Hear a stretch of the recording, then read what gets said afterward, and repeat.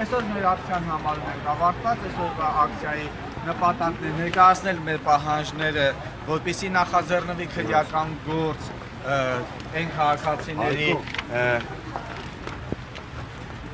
այն քաղաքացիների մասով, ովքեր տուժել են եւ դարձել են զեղծարության զոհ եւ դրանով պայմանավորված հանցագործության մասին հաղորդում տվեցինք եւ հնչեցրեցինք մեր պահանջները այն մասով, որպեսզի քրեական գործ նախաձեռնվի պետական այն պաշտոնյաների մասով, ում անգործության հետևանքով երկրում նմանատիպ հանցագործություններ են առաջացել եւ ծաղկուն կերպով զարգանում են դրանք, որովհետեւ եթե ի սկզբանե մարդիկ զբաղվեին իրանց գործով, երկրում այս քաոտիկ վիճակը չէր առաջանալու, սա ինչ է, նախ եւ առաջ ամենաառաջին հերթին, սա անօրինական ձեռնարկատիրություն է, որ դրա արդյունքում մենք ունենք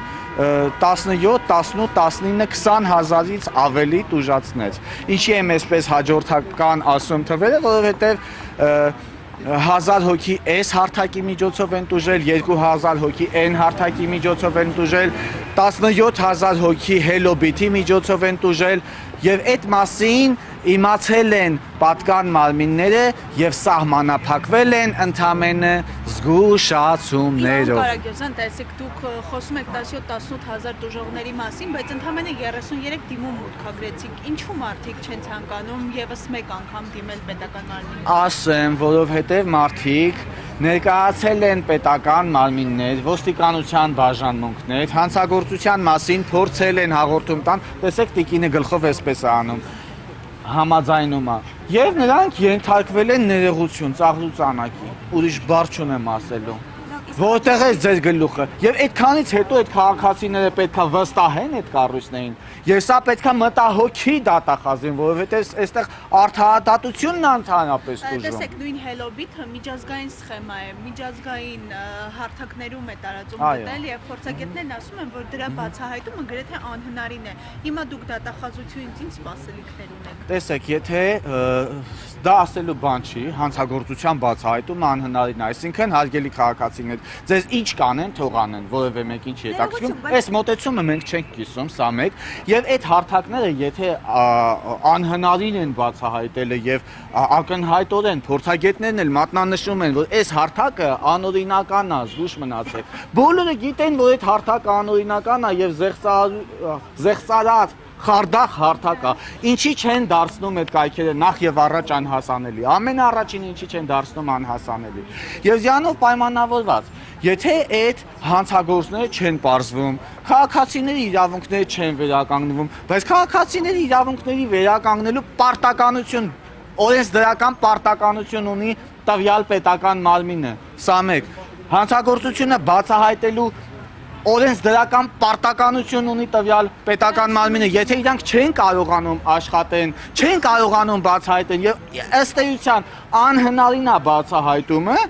ինչով են, ինչի համար են իրանք աշխատավարձ տանում, ուրեմն փակեք այդ վարչությունները։ Պարոն Կարագոսյան, բայց օրինակ ներքին գործերի նախարարությունը զգուշացրել է, որ քաղաքացիները զերծ մնան նման բաներից,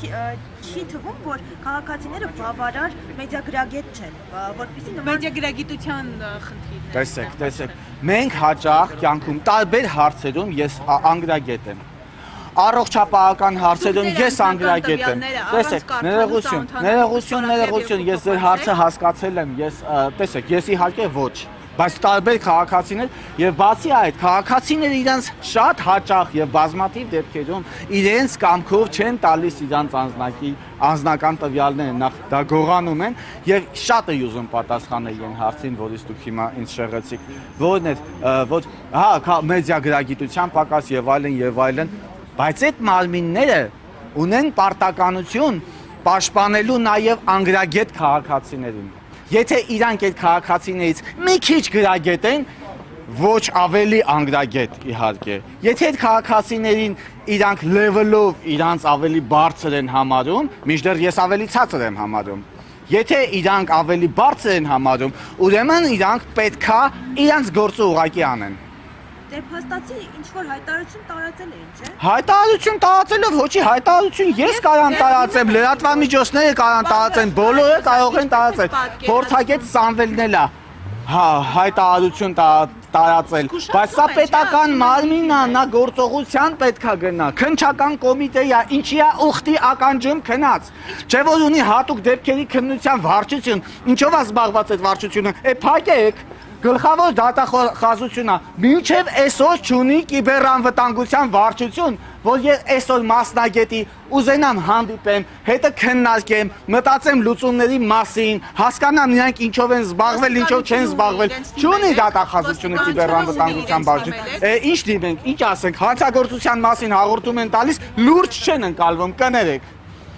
բայց եկել ենք դատախազության ենք դիմել, ստիպված, վերադաս մարմինը ինքն է, պետք է վերահսկի, պետք է անպայման հանցագործության մասին հաղորդումը պետք է ընդունվի, ընկալվի, քրեական գործը նախաձեռնվի եւ քաղաքացին ճանաչվի տուժող, որովհետեւ իրական տուժող է։ Պարոն Կարագերձյան, տեսեք, ասում եք կանխարգելիչ գործողություններ չեն արել։ Ինչպես եք պատկերացնում, ոստիկանությունը անհատապես պետք է բոլոր մարկանց հաշիվների վրա կարողանա ազատություն ունենալ եւ հետեւել, թե նրանք ինչ են անում, ինչ ոչ։ Հնարավոր է, որ ես պատկերացումներ չունենամ, բայց ես հասարակ օրինակ եմ բերում, եթե ես փողոցում կոնֆետ վաճառեմ, ինչը անօրինական ձեռնարկատիրություն է, ինչ պիտի անեն։ Եվ կանեն, բայց այս դեպքում ինչի չեն անում, ոնց նա էլ ակնհայտ, եթե բոլոր փորձագետները զգուշացնում են, անգամ իրանք էլ են զգուշացնում, ակնհայտից էլ ակնհայտ է, պարզից էլ պարզ է, հանցագործություն է տեղի ունենում, եւ բոլորը քնած են ուխտի ականջում։ Լավ, հաջորդիվ ձեր քայլերը որոնք են լինելու։ Հաջորդիվ մեր քայլերը պետքա գնանք քննչական կոմիտե, այ այնտեղ իրանք կտեսնեն մեր պահանջները։ Երբեք պահանջներով։ Նույն պահանջները ո՞րն է, պետքա պահանջեն քաղաքացիների ֆինանսական իրավունքների վերականգնում, ինչը իրենց օրենսդրական պարտականությունն է։ Այդ գումարը թող հետ տան, փողս հետ տուր նախաձեռնությամբ գնալու են քննչական կոմիտե։ Այսքան բան է սա։ Ոնց իհարկե, բա կարող է փողոցում ուղակի դուրս են եկել գորգորալու։ Պարտավոր են, քանի որ իրանց բաց թողումների, իրանց հանցավոր անգործության պատճառով է առաջացել այս վիճակը, ուրեմն թող իրանք վերականգնեն քաղաքացիների ֆինանսական իրավունքները եւ վերջ։ Ներողություն, մի ճշտող հարց եւս, բանկերի խաբեությունների հետ կապված եւս նման հայտարարություններով, ակցիաներով հանդես եկած գումարները ի վերջո հետ վերադարձվեցին թե ոչ։ Մինչև 2025 թվականի մինչև հունիսի 1-ը, որ քաղաքացիները որ տուժել էին բանկերում, ովքեր որ դարձել էին զեղծարության զոհ եւ ում անունով ձևավորվել էին վարկեր, վարկային պահանջները դադարեցվեցին, կասեցվեցին մինչև քրեական գործի ավարտը։ Դե հիմա թող հիմա էլ ասեն չի բացահայտվում։ Չի բացահայտվում, թող այդպես չբացահայտված էլ մնա, այսինքն պահանջներ չի լինելու քաղաքացիների նկատմամբ։ Եվ այն գումարները, որոնք գողացվել էին քաղաքացիների հաշիվներից, վերադարձվեցին քաղաքացիներին, այո, դա էլի անհավանական է թվում լայն հանրությանը, եւ դա քարոզչության արդյունք է։ Հանրության հույսը կտրում են, որ ձեր իրավունքները կարող են վերականգնվել, բայց մենք հանրությանը հույս ենք տալու եւ արդարացնելու ենք այդ հույսերը։ Այս քաղաքացիների գումարը պետքա տան եւ վերջ։ Պարոն Կարագերձյան, մի քաղաքացու հետ էինք մենք քիչ առաջ զրուցում, ասաց, որ Գազպրոմից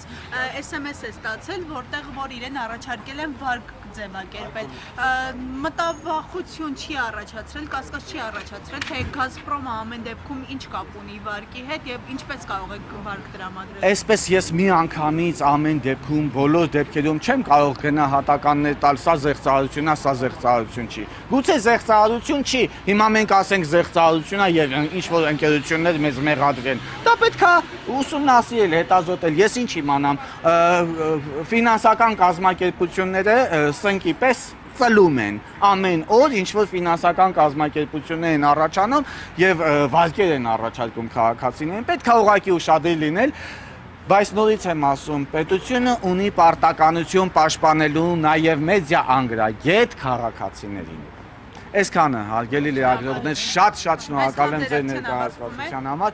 Այսօր մեր ակցիան ավարտվում է, շնորհակալություն, հաջողություն ձեզ։ Ենթադրաբար երեքշաբթի օրը մենք այդ մասին կտարածենք։ Հաջողություն։